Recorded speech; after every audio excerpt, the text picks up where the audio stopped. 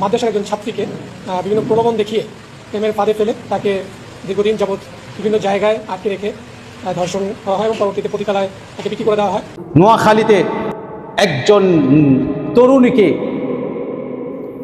লাভ ভালোবাসা টেপে ফেলে তাকে ধর্ষণ করে কয়েকজন, এবং এই মেয়েকে শেষমেশ একটা পতিতালয়ে বিক্রি করে দেয়। কারণ একটা মেয়ের সম্ভ্রম যখন নষ্ট হয়ে যায় আর তার সামনে যখন বলা হয় এই যে তুমি যে আমার সাথে এই করছো, এই যে তোমার ভিডিও ফুটেজ, তুমি এই সমাজে যাবে কিভাবে, তখন তাকে বাধ্য করে পতিতালয়ের মধ্যে বিক্রি করে দেওয়া হয়। সেও কিছু করতে পারে না, সেও বাধ্য হয়। ইসকন এরকম একটা চক্র আছে